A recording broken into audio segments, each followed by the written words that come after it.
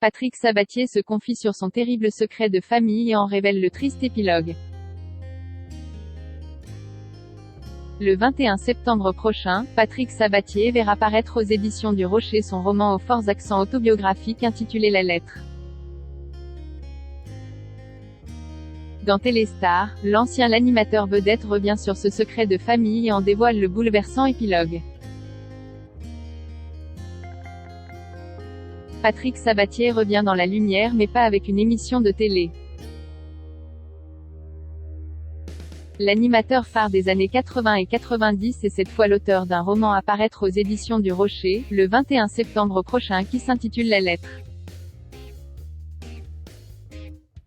Un roman aux forts accents autobiographiques puisqu'il s'est en effet inspiré des secrets de sa propre famille pour l'écrire.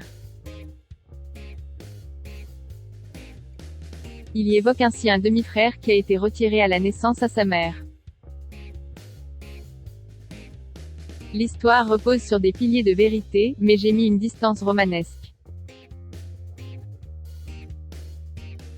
Car je n'avais pas assez de témoignages directs pour une autobiographie, avait-il confié dans une interview accordée à Télé Loisirs. Tout ce qui me manquait, je l'ai imaginé. Mais tout ce que j'ai imaginé est potentiellement vrai. L'animateur du jeu de la vérité avait ensuite évoqué les circonstances du drame qui avait bouleversé la vie de sa mère.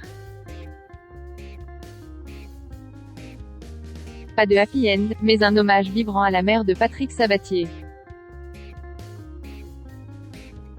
Il y a eu un jugement de divorce et on a considéré que cette jeune immigrée sans instruction ni argent ne pouvait pas garder cet enfant. On lui a interdit de le voir, s'était-il ému. Ce frère connu sur le tard lui a appris que son père, lui a toujours dit que sa mère était morte. C'est dans une lettre posthume de son père qu'il a appris être le fils de la mère du monsieur qu'il voyait à la télé, a raconté l'animateur. Dans le Téléstar publié ce 19 septembre, l'homme de télévision livre le bouleversant épilogue de cette histoire. Avec ce frère que la vie lui a donné sur le tard, les liens n'ont pas eu le temps de se nouer malgré des débuts prometteurs.